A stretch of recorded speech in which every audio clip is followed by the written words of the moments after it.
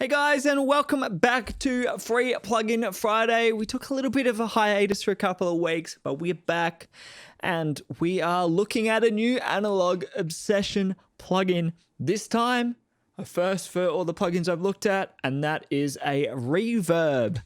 So we've basically got a room reverb here. It's got some cool controls, got some great stuff in it. So we're going to just look through that. We're only going to just try it on drums and stuff and see it on maybe a few other sources, see how it goes. But yeah, basically a reverb. So I've got it on drums here. We're sending a few different drums. We're sending the toms, we're sending the snare and a few other things.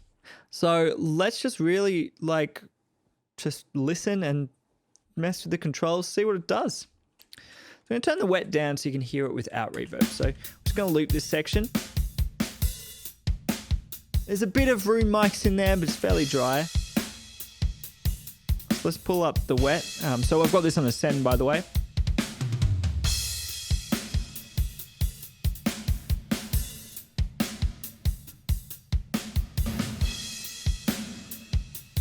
We've got stereo separation, which is obvious. Mono.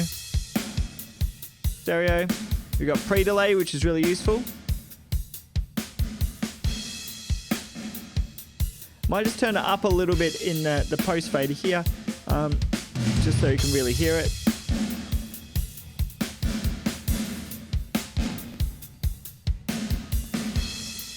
Love having a pre-delay on there. It's great because you can really just separate whatever you're putting through the reverb. Let's put it back down to 0. Got decay all the way from 0.1 second, really small. All the way up to 6. Pretty nice sounding. It's a bit bigger than a lot of room sounds, but isn't quite a hall sound. Yeah, so far I like it. What's really cool is you've got this preamp section, which is basically analog style preamp. With a high pass filter, and I believe this would be feeding into the reverb. I'm not exactly sure, but it kind of makes sense. So we can drive it up,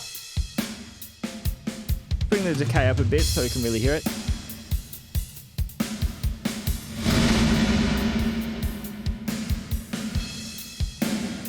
Yeah, auto gain obviously going on with that preamp drive stuff.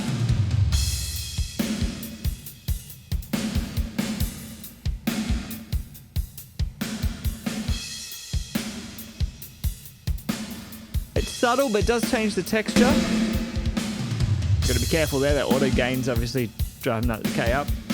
High pass filter. It's not going to make a huge difference here because we're not really sending much kick to it or anything. But if you're sending something with low end, you definitely want to use high pass filter.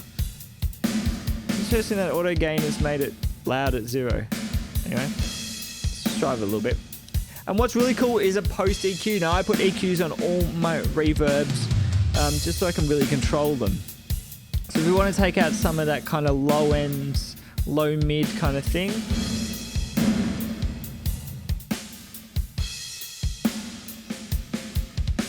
And then some of that high end.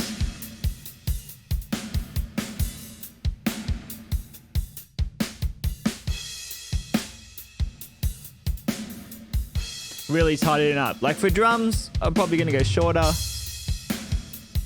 Pull even more of that out maybe.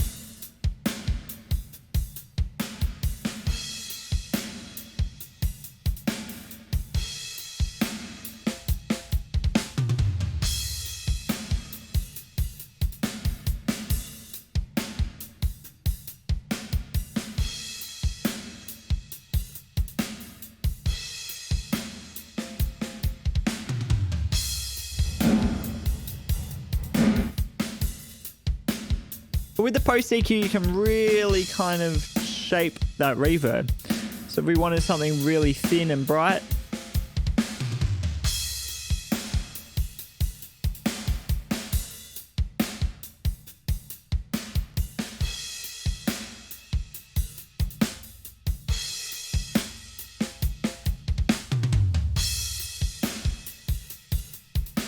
a bit of snap, or we want something kind of really kind of dark, a lot of boom to it.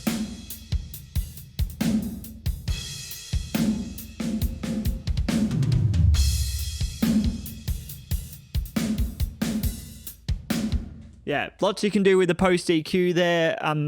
You know, you can't really change the character of the reverb other than the decay as far as how it kind of reverberates. But with the post EQ, you can really change that tone, which is really useful. So I think now we could try it on a little bit of these guitars, maybe. I think I'll try it on some of these guitars in like a serial loop. So there's some dirty guitars there, I think.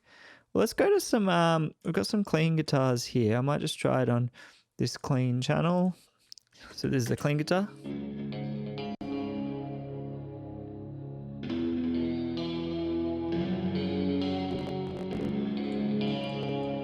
So that sounds pretty nice already, straight out of the box.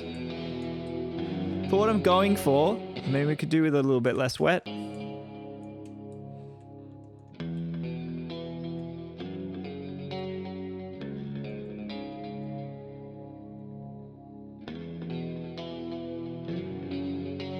These controls go very, very like minus 192, which is basically off. Be nice to see it maybe like logarithmic or something, because you're really going to use it around here rather than, I mean, that's so subtle, it shouldn't really be there. But anyway. So let's go long delay times, really have a listen to what it can do on a guitar.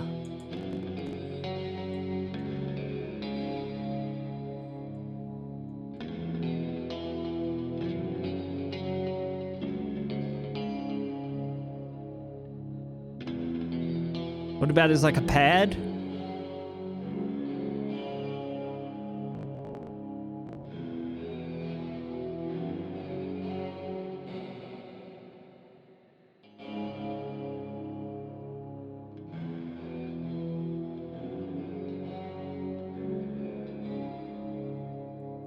Mono.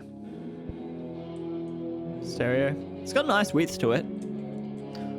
Okay, what about like more as like a quick room reverb on some distorted guitars? So let me just check these guitars here.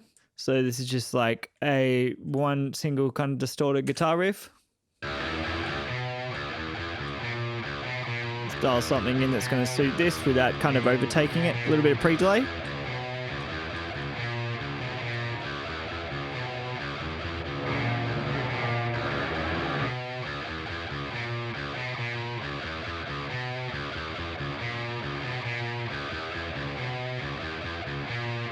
Very subtle.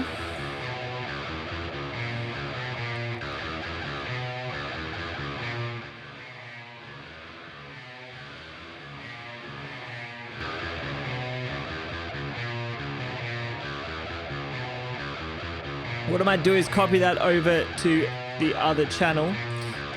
So we've got kind of stereo guitars and put them on together. So let's turn them off, reverb off.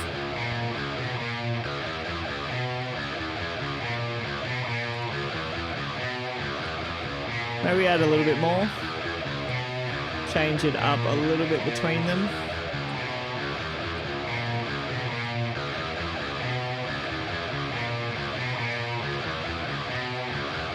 This is bypassed.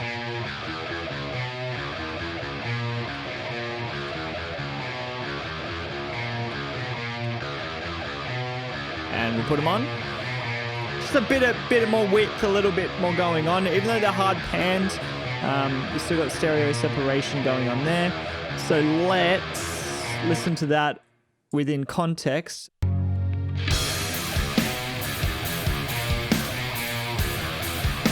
Turn on it. Here. Just a little bit more depth. Very subtle use of reverb there, but I think this could work for it. Let's go. Now we've got that in context, let's listen to the drums with it off again.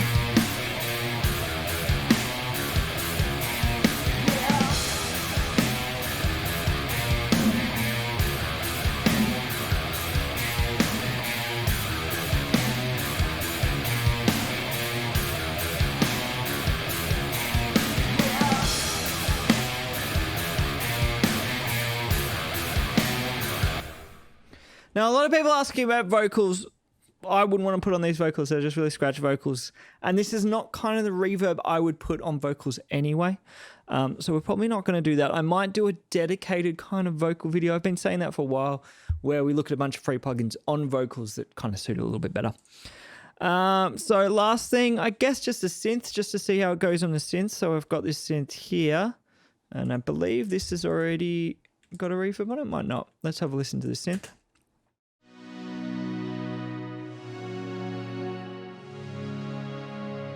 Yep, so this already has reverb. This is the Together Cheese Machine.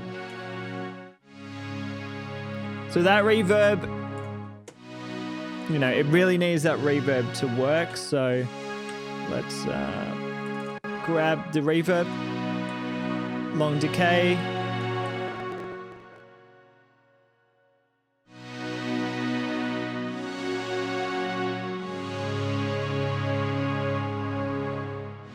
Drive it a bit, get something a bit interesting out of it. So what does that sound like? That's really distorting. What happens when we pull it back? Get it a bit cleaner.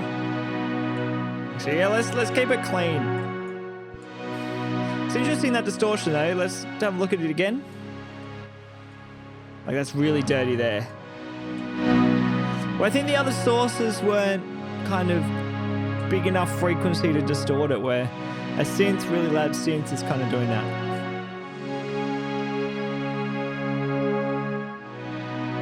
Okay, let's bring the dry back in. Let's add a bit more pre-delay. Okay, bypassed. Really doesn't join together very well. Kind of stagnant. Doesn't really sound that great. Nice and lush, got a nice pad to it.